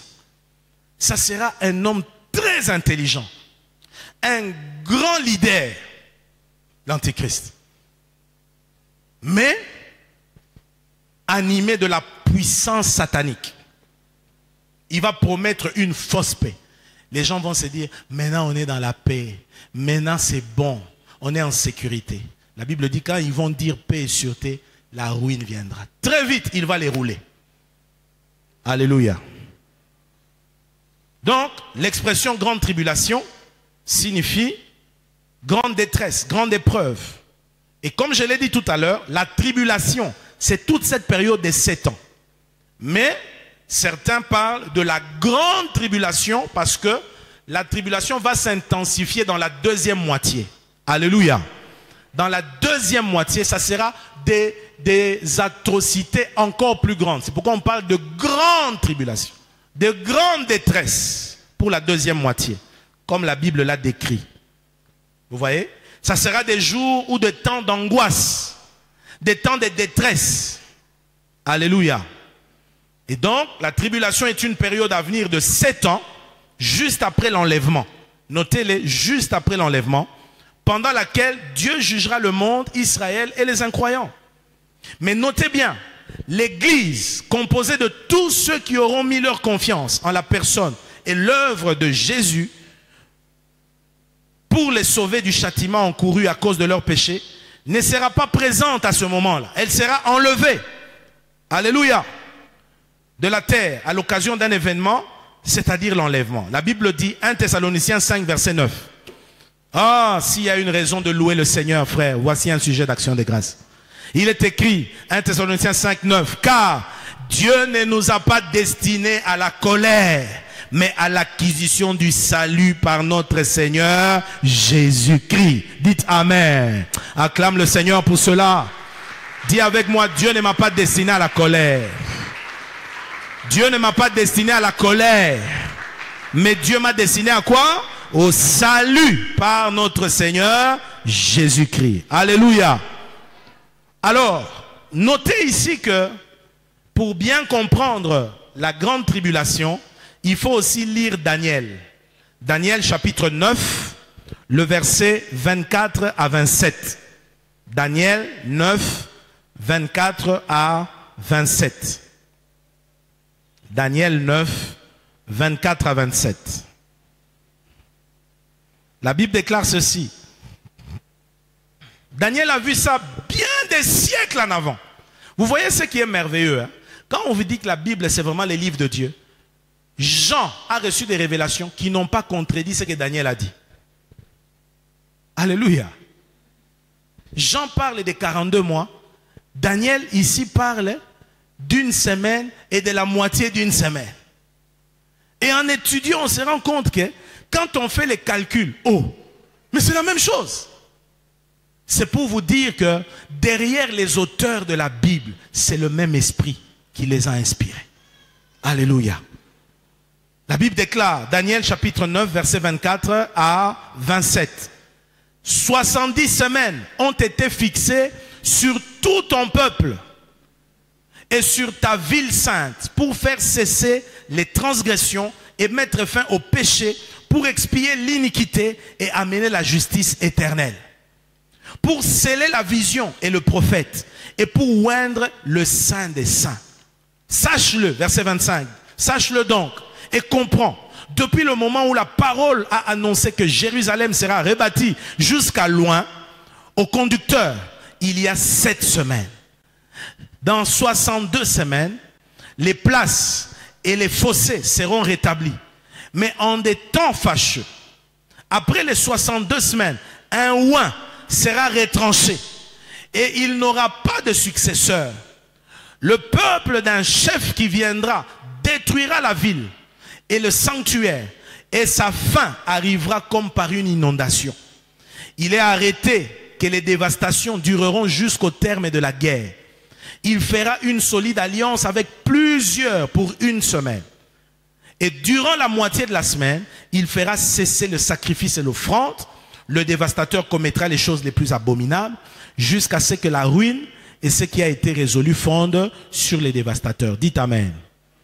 Vous voyez dans ce texte, là où on parle de loin, dans la version hébraïque, c'est écrit le Messie. Parce que loin vient du mot Machia, qui veut dire Messie, qui est traduit en grec par Christos. Et donc, il parle de loin de Jésus. Daniel est en train ici de prophétiser. Il dit que 70 semaines ont été données à ton peuple. C'est l'ange qui lui parle de cette vision. Qui était le peuple de Daniel? C'est le peuple juif. Alléluia. C'est le peuple juif. Il lui dit 70 semaines ont été déclarées sur ton peuple. Et ce dont Daniel parle ici, c'est une période prévue par Dieu. Et on montre dans les versets, premièrement, pour faire cesser la révolte, mettre un terme au péché, pour expier la faute et amener la justice éternelle. Qu'est-ce qui viendra faire ça? Mais c'est effectivement, c'est comme si pendant la grande tribulation, Dieu était en train de purifier la terre. Vous voyez? C'est ce qui fait que la grande tribulation fera que la population mondiale sera réduite. Les gens qui viendront repeupler la grande tribulation, ce sont ceux qui sortiront de la grande tribulation sains et saufs. Vous voyez? C'est eux qui repeupleront la terre pendant la période de 1000 ans qui va venir après. Donc, cette grande tribulation vient pour expier le péché, punir les pécheurs. Je vous ai dit, Dieu est intraitable en ce qui concerne les péchés. C'est pourquoi, bien-aimé, toi qui vis encore dans les péchés, sache que Dieu est intraitable sur la question du péché. Ce n'est pas parce que tu commets un péché que tu t'en sors que Dieu ne le voit pas. C'est pourquoi veillons, frère. Veillons. Les gens pensent que Dieu s'est habitué. Oh, parce qu'on pêche et puis ça y est. Non, ce que le Seigneur veut, c'est notre repentance. Alléluia. C'est notre repentance. Alors, Dieu déclare que 70 semaines suffiront pour tout cela. Alors, nous avons vu sur les schémas eschatologiques que les 70 semaines sont comptées comment? Daniel parle ici de 62 semaines et 7 semaines. Donc, dans 7 semaines, plus 62, ça fait 69. Et je vous ai dit que les semaines, ce sont des semaines d'année. Un jour égale une année. Une semaine, 7 ans. Si vous calculez, vous verrez que partant du jour où le roi Cyrus, roi des Perses, a libéré les Juifs pour qu'ils aillent reconstruire le temple à Jérusalem, jusqu'à l'apparition des loins, tel que Daniel le dit. L'apparition des loins, c'est qui? Jésus. Dites Amen. On compte cette période-là 69 semaines, qui équivalent exactement à 483 ans, d'après les calculs. Et si vous calculez, vous allez voir.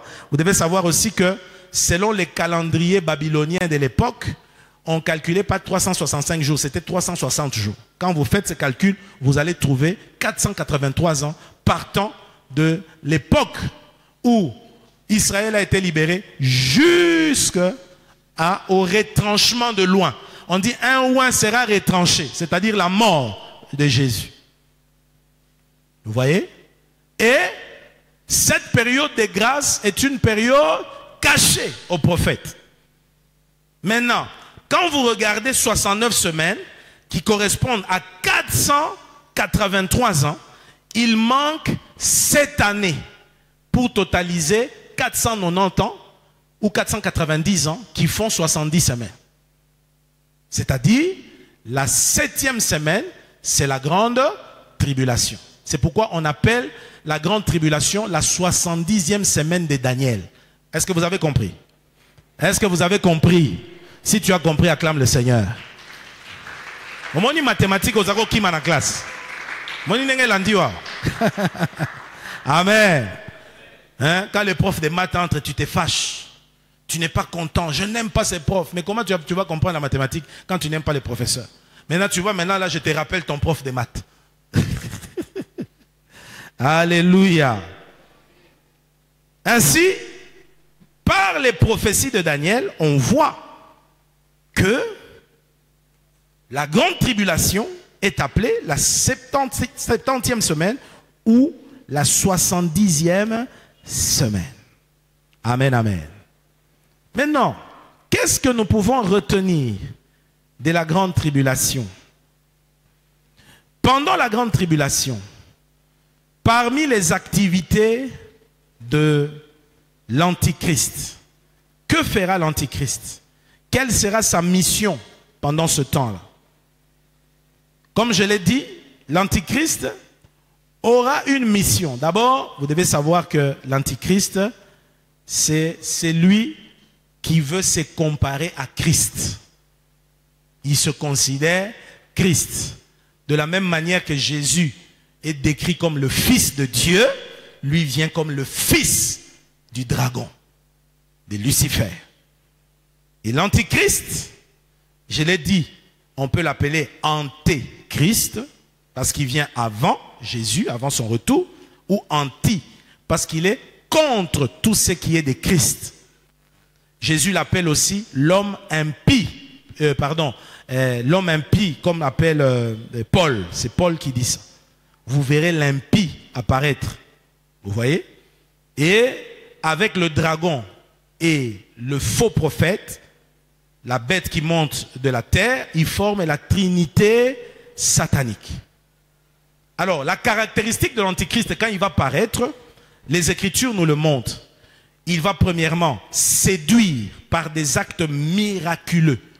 Il fera des miracles. Il sera capable de faire des choses extraordinaires. C'est là que je vous disais l'autre fois, si vous êtes friand des miracles simplement pour les miracles, Satan peut vous servir. Amen.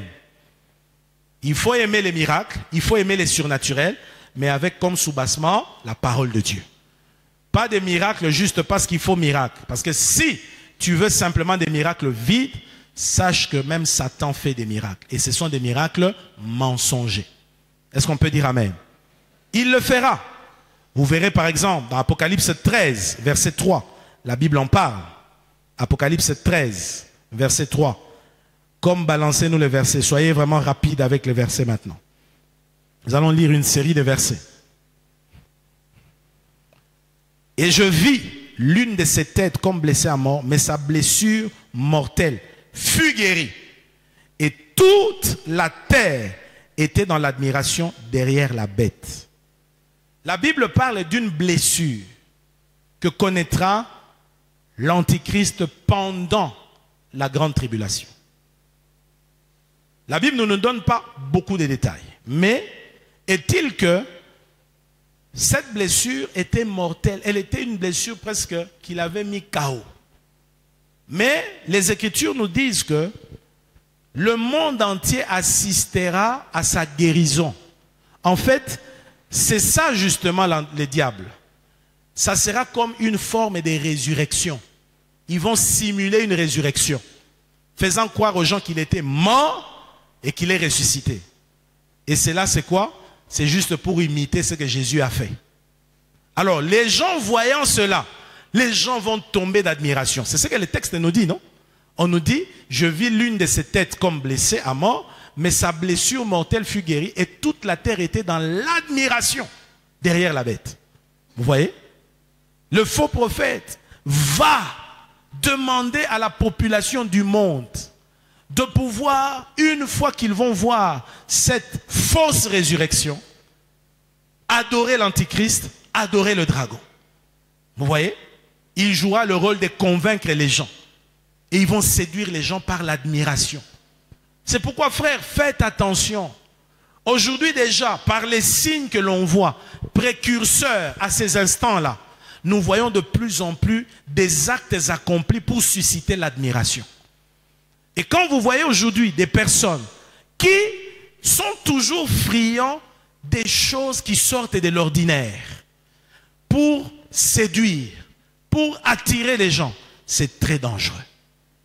Est-ce que je parle à quelqu'un? C'est très dangereux.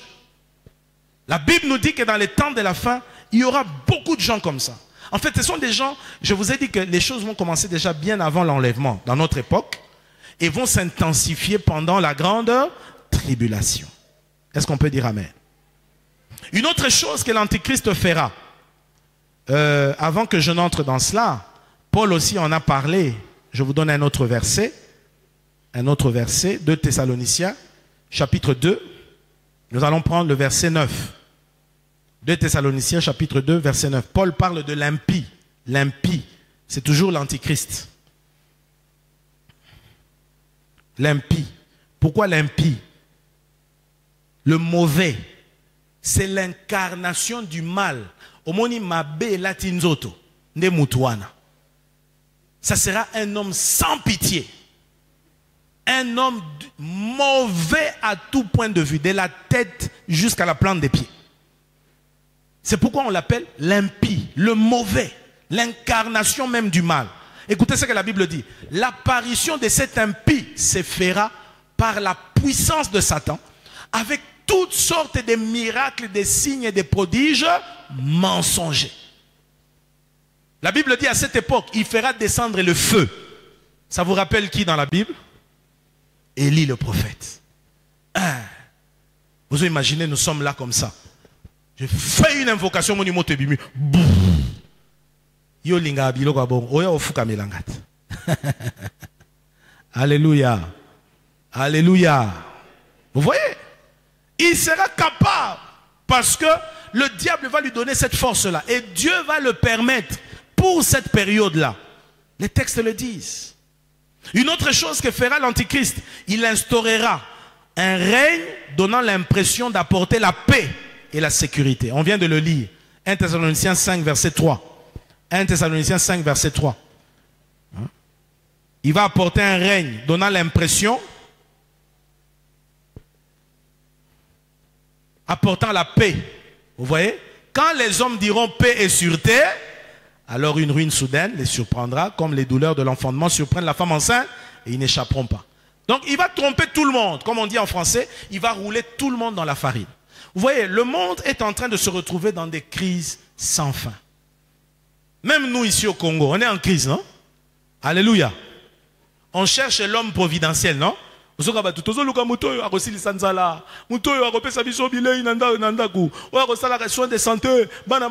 problème. Antichrist réponse. Il va résoudre les crises dans le monde. Il sera admiré. Les gens diront, on va chanter pour lui. Les gens vont les célébrer. C'est pourquoi, frère, moi, par la grâce de Dieu, je suis arrivé à me dire, il ne faut pas être émotionnel pour toute chose. Il faut avoir le discernement. Dites Amen. Nous vivons dans des temps de tromperie, mes frères. Tromperie. La plupart des gens que vous acclamez, la plupart des gens que vous adulez, ne sont peut-être pas ce que vous croyez là. Et ce sera ça l'Antichrist. Il va rouler tout le monde dans la farine. Il va apporter des solutions aux problèmes politiques. Il va pacifier des nations. Il va apporter des solutions aux problèmes économiques, aux problèmes de santé. Sous son règne, on va trouver des solutions pour des maladies rares. Mais tout ça, des mensonges. Vous voyez? Des mensonges. Et quand tout le monde va dire paix et sûreté, c'est l'homme qu'il nous faut. Oh, il va les tromper. Vous ne voyez pas que tous les dictateurs du monde ressemblent à l'Antichrist? Alléluia. Ils sont toujours comme ça, les dictateurs. Ils viennent tromper les gens. Tokope Sabino Bilei, Bokomona Boye, Bokomona Boye. Yonde, yonde, yonde. Yango yoti lelo. Soko landara batu na ba parti politique. Ok, na ozela bango na aéroport na 6 heures pendant que ba na 23 heures. Oza muto amawa. Nazo biso solo. Jamais, frère. Et en tant que pasteur, je ne te demande jamais de me les faire pour moi. Jamais. Parce que moi, je ne suis pas mort pour toi à la croix. Dis Amen. Ah oui, frère. Dans la vie, il ne faut pas qu'on lenga abatou. Ce n'est pas bien. Sache que tout être humain, hein? Mais il y en a à qui Dieu a fait une petite grâce. Mais ça ne fait pas d'eux des hommes spéciaux. C'est pourquoi nous vous disons, même nous les pasteurs, il faut nous respecter, mais ne nous adorer pas. Dites Amen. Hein? Il faut nous respecter.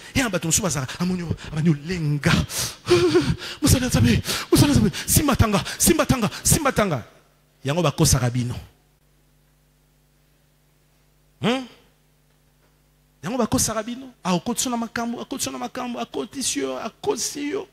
Esprit de l'Antichrist. Il va rouler tout le monde à la farine. Respecte les hommes de Dieu. Ils font un grand travail, oui. Mais ne les adore pas. Dites Amen. On vit des choses terribles. Il y a des endroits où tu parles. Esprit à diable. Mais que Dieu nous aide à toujours garder les discernements pour rejeter tout ce qui n'est pas de Dieu. J'aime Paul, lorsque il est allé, des gens ont voulu l'adorer à Boyangwa Télémélian. Nzamba Sungara Biso. Chaque fois, diable a zolinga séduire Biso pour faire pécher Biso. Tout est barako Télémélian. Dites Amen. Dites Amen.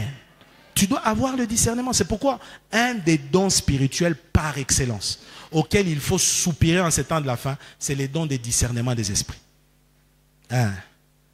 Parce que les esprits démoniaques sont déjà en alerte. Ils savent que nous sommes dans les temps de la fin. Alors il faut tromper beaucoup de gens. Et Satan le fera déjà pendant la grande tribulation. Et avant qu'il n'arrive, il y a déjà comme des avant-goûts qui se passent. Hier, on a vu parmi les signes la tromperie mondiale, n'est-ce pas? La séduction mondiale. Et ça se passe aujourd'hui. Il y a beaucoup de choses qui se font, mes frères, qui n'ont rien à voir avec Dieu. Rien à voir. Quelqu'un peut dire amen. Une autre chose qu'il fera, il va développer un système religieux universel. Un système religieux universel. On l'a vu hier. Une religion mondiale. Il y a toutes les communautés. C'est un gros mensonge. Frères, nous n'avons pas tous les mêmes dieux. C'est pourquoi ne vous associez pas avec n'importe qui. Celui-là qui prétend qu'on a les mêmes dieux, mais qui ne confesse pas que Christ est crucifié, ressuscité. Nous n'avons pas le même Dieu. Dites amen. Il ne faut pas seulement au nom d'une certaine unité qu'on s'associe avec tout le monde. Non, non, non, non, non, non. Dieu ne s'associe pas avec n'importe qui. Mais lui viendra, va ériger un système religieux universel. Vous voyez? Une seule religion. Mais qui sera tournée autour de l'adoration de l'Antichrist lui-même. Vous avez toujours, par exemple, dans 2 Thessaloniciens, chapitre 2, regardez le verset 4. Le verset 4. Que dit la Bible? La parole de Dieu déclare, l'adversaire qui s'élève au-dessus de tout ce qu'on appelle Dieu et de ce qu'on adore, jusqu'à s'asseoir dans le temple de Dieu, se proclamant lui-même Dieu. Vous voyez? Il va se proclamer lui-même. Ces choses arrivent. Mais vous voyez déjà ces disciples aujourd'hui, dans les églises. Vous allez dans certaines assemblées, vous trouvez un gros trône devant.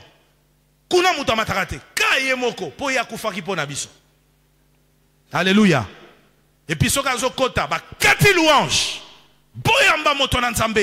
l'homme de prophétie avec précision. Yewana, Azoya, Mosakoli, Mobikisinabiso. Et puis, Yazokota, comme avec des Djalelola. Que Dieu nous en garde au nom de Jésus-Christ. Que Dieu nous en garde, frères. Il y a déjà des disciples de l'Antichrist qui existent. Des hommes qui veulent être adorés. Des hommes qui veulent être célébrés. Des hommes qui veulent prendre la place de Dieu. C'est ça l'Antichrist. Alléluia. Tant de passages en parlent. Une autre chose, il va établir une dictature universelle. Dictature universelle. Alléluia. Il établira une dictature universelle. C'est pourquoi tous les dictateurs, ce sont des fils du diable. Alléluia. Vous voyez? Quand vous lisez la parole de Dieu, vous allez voir des versets qui le disent. Par exemple, dans Apocalypse 13, la partie B, 7, verset 7, partie B, on nous dit, et il lui fut donné autorité sur toute tribu, tout peuple, toute langue et toute nation. Il aura l'autorité sur tous les peuples. Vous imaginez un homme à la tête du monde entier. En fait, ça sera le président du monde, l'Antichrist. Alléluia. Et il va diriger avec une main ferme. Tout celui qui s'opposera à lui mourra. Il n'acceptera pas d'opposition. Vous voyez? Il aura le monopole économique de l'État. Vous voyez? Il va ramener, on a vu ça hier, à une monnaie unique, à un commerce, une économie mondiale unique. Alléluia. Il va instaurer la marque de la bête qu'on a vu tout à l'heure là. La Bible dit, quand vous lisez Apocalypse 13, le verset 16 à 17, la parole de Dieu le dit, Apocalypse 13, 16 à 17. Et elle fit que tous, petits et grands, riches, pauvres et pauvres, libres, esclaves, reçussent la marque sur leur main droite et sur leur front, et que personne ne put acheter ni vendre, sans avoir la marque, le nom de la bête ou le nom de son nom. Vous voyez, il va contrôler l'économie. Il va contrôler l'économie. Une autre chose, il va persécuter les saints. Regardez Apocalypse 13, verset 7. La partie A. Et il lui fut donné de faire la guerre aux saints et de les vaincre. Vous entendez? Il va faire la guerre aux saints et les vaincre. Les saints ici, c'est deux catégories. Il s'agit des saints, premièrement, des, entre guillemets, les chrétiens qui vont rater l'enlèvement, mais qui résisteront à l'antichrist. Ça sera sous des grandes douleurs, au point même de perdre leur vie. Quand vous regardez dans ce que dit Jean dans l'Apocalypse, il dit, il a vu à un moment donné les martyrs qui venaient de la tribulation. Vous voyez? C'est-à-dire, il y aura des chrétiens qui rateront l'enlèvement et après qui vont se ressaisir. Ils vont mettre leur vie en ordre, mais choisiront de ne pas céder à l'antichrist, de servir le Seigneur et lui seul. Et ceux-là seront persécutés. Deuxième catégorie des saints, ce sont les Juifs, Israël. À la moitié de la grande tribulation, Israël se rendra compte qu'il a été roulé. Ce n'est pas le sauveur, l'antichrist. C'est lui qu'ils avaient rejeté à la croix de Golgotha il y a plus de 2000 ans. C'était celui-là le sauveur. Alors, Israël va se révolter. On va commencer à lui faire la guerre, les persécuter. La détresse sera tellement. Ils seront privés de tout. Ils refuseront de prendre la marque de la bête. Et que la conséquence sera quoi? Sera qu'ils vont vivre dans une précarité totale, une pauvreté profonde, une vie de misère totale. Et vous avez vu, Jésus a dit, la détresse sera tellement grande que si les jours n'étaient pas abrégés, personne ne tiendrait. C'est pourquoi le Seigneur fera que cette détresse-là s'arrête à son retour. Quand nous allons descendre avec le Seigneur, Jésus posera sa plante de pied sur le mont des Oliviers. Il viendra à la rescousse des saints. Quelqu'un peut dire Amen. On nous apprend dans les Écritures que cette persécution sera tellement intense que Dieu suscitera, s'il vous plaît le schéma, une catégorie des gens qui auront la mission de venir encourager les saints. Ça sera des hommes oints par Dieu, des hommes que l'antichrist ne pourra pas du tout maîtriser. Ce sont les 144 000. Les 144, tu entends souvent parler 144 000. 144 000, c'est ici. Apocalypse chapitre 7, versets 1 à 14. Maintenant, vous devez savoir que les 144 000, ce n'est pas comme les gens le pensent. La population mondiale a grandi de beaucoup. Nous sommes aujourd'hui des milliards d'habitants. Est-ce qu'il y aura seulement 144 000? Je ne le pense pas. Pourquoi? Parce qu'aujourd'hui, la population mondiale est beaucoup plus nombreuse que ça. Le nombre de chrétiens, même dans les statistiques que nous avons dans le monde, est beaucoup plus que ça. Mais ici, je crois que les 144 000, c'est un chiffre symbolique. Surtout, vous connaissez la symbolique du chiffre 12 chez les Juifs. Amen. Vous savez, les 12. 12 tribus d'Israël. 12 apôtres de Jésus. C'est un chiffre symbolique. Or, 144 000, c'est un multiple de 12. Est-ce que vous comprenez? Parce que vous allez lire, vous verrez dans Apocalypse 7, on parle de 12 000 par tribu. Et il y a 12 tribus. Ce qui fait 144 000. Quelqu'un peut dire Amen? Alors, ces gens-là auront la mission de venir encourager les chrétiens. Ils vont prêcher l'évangile. Ils vont prêcher Jésus pendant la grande tribulation. Vous voyez? Même pendant des grandes souffrances, le Seigneur va prêcher. Et curieusement, parmi les signes de cette époque-là, il y aura la fin de la parole de Dieu. Nzala liloba. Hein? Les gens seront affamés. Aujourd'hui, il y a l'abondance des paroles. Hein? Regarde, on est en train de prêcher au kipate, aux zapenayo kilte, au yete. Mais où va rater? Avec la détresse qu'ils vont vivre, hein? Il n'y aura plus de prédication, il n'y aura plus de culte. Ils vont commencer à chercher où est-ce qu'il y a des prédicateurs qui peuvent nous prêcher la parole. Parce que la parole sera tellement interdite. Et comme vous le savez, ce qui est rare est cher. Alléluia. C'est ce que la Bible nous décrit. Donc, il persécutera. On dit il lui fut donné de persécuter les saints, mais aussi de les vaincre. Il va faire la guerre aux saints, il va les vaincre. Maintenant, ça paraît bizarre, hein? Des saints qui appartiennent au Seigneur sont vaincus par le diable. Oui, le Seigneur va le permettre, mais pour un temps. Ça sera la punition pour ces gens-là. Parce qu'ils n'auront pas cru au bon moment et ne seront pas enlevés.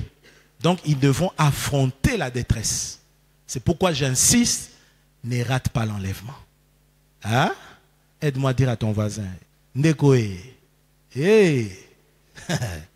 Dis-lui, je t'en supplie, revois ta façon de vivre.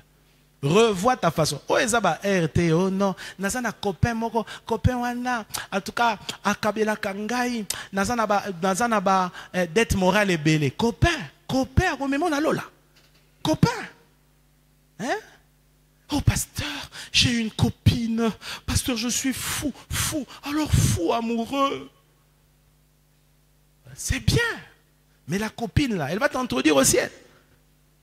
Hein? Est-ce que ces péchés-là que tu entretiens avec elle, et que vous allez pesanter, toi on te retient parce que tu vis en compromission. Ce n'est pas le temps ici de vivre dans la fausseté. Ce n'est pas le temps de vivre dans la duplicité. Tu es chrétien à l'église, mais en dehors d'ici, tu es un bandit avec B majuscule. C'est quand même bizarre. Vous voyez des gens qui viennent à l'église, ils touchent au fétiche. À ça, mais là en église, makinananda kwanganga. Toke otalisa. Et le rebungi nanda quoi? Toke otalisa. Bazato bazate. Vous avez des jeunes filles qui viennent ici à l'église, elles avortent.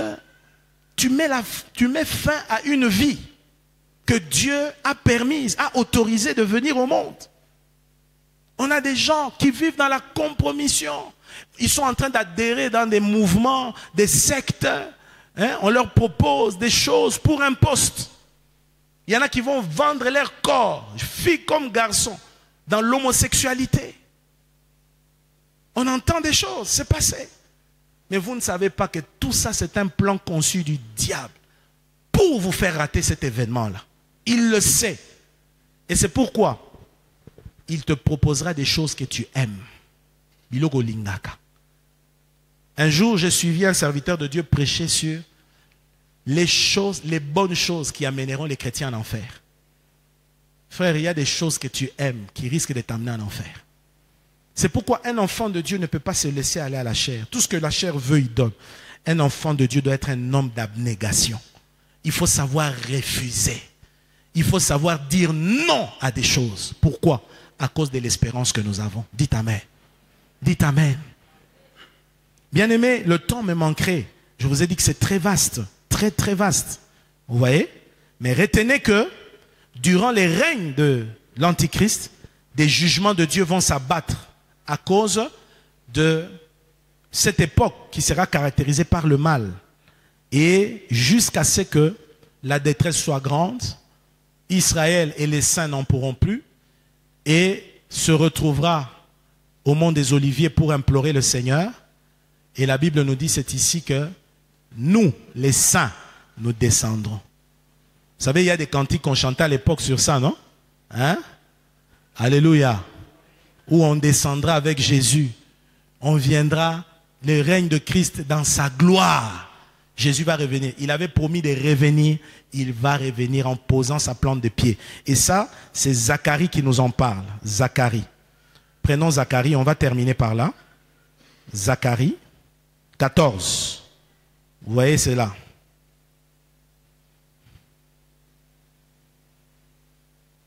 Je lis rapidement. Voici le jour de l'Éternel arrive, à partir du premier verset.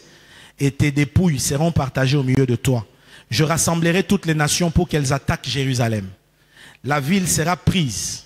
Les maisons seront pillées, les femmes violées. La moitié de la ville ira en captivité. Mais le reste du peuple ne sera pas exterminé de la ville. L'Éternel paraîtra et combattra ces nations comme il combat au jour de la bataille. Ses pieds se poseront en ce jour sur la montagne des Oliviers, qui est vis-à-vis de Jérusalem du côté de l'Orient, c'est-à-dire de l'Est. La montagne des Oliviers se fendra par le milieu, à l'Orient et à l'Occident. Et il se formera une très grande vallée. Une moitié de la montagne reculera vers le septentrion et une moitié vers le midi. c'est-à-dire le nord et le sud. Vous fuirez alors dans la vallée de mes montagnes, car la vallée des montagnes s'étendra jusqu'à Hadzel. Vous fuirez comme vous avez fui devant les tremblements de terre au temps d'Ozias, roi de Juda. Et l'Éternel, mon Dieu, viendra et tous ses saints avec lui. Amen. L'Éternel viendra et tous ses saints avec lui. Est-ce que tu sais que quand on dit ces saints-là, toi qui es en Christ et qui marches fidèlement avec lui, tu es là-dedans. Est-ce que tu sais ça? Cette prophétie te concerne. Dis Amen. Dis avec moi, l'Éternel, mon Dieu, viendra. Ainsi que tous ses saints, y compris moi avec lui. Acclame le Seigneur pour cela. Gloire à Dieu. Alléluia. Alléluia. Et puis la suite nous décrit la guerre. Comment ça va se passer? Le combat. Quand Jésus viendra, une guerre. Nous serons dans les camps de Jésus avec les anges. Nous formerons l'armée de Dieu. C'est là où la guerre va se passer comme on les décrit dans les films de science-fiction. Au souffle de ses narines. Il va dépouiller des armées étrangères. Des armées entières, allais-je dire. Et puis, il se passera que toutes ces armées du monde seront vaincues et neutralisées. Plusieurs mourront. Parce qu'on dit que ça sera une guerre mondiale. Il y aura des bombardements. Il y aura des choses qui se feront. Des gens vont mourir par millions. Millions. La terre sera vidée. Il y aura des pays qui seront déserts. Et après cet instant-là, Jésus va installer son trône à Jérusalem, à partir d'où il va diriger le monde pendant une période de 1000 ans. C'est ce qu'on appelle le millénium, un temps de paix. Nous aurons l'occasion d'en parler dans les jours qui viennent. Que Dieu vous bénisse.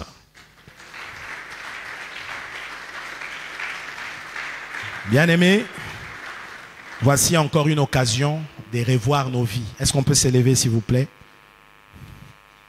Nous n'avons pas tout dit. On n'a même pas décrit les fléaux qu'il y aura.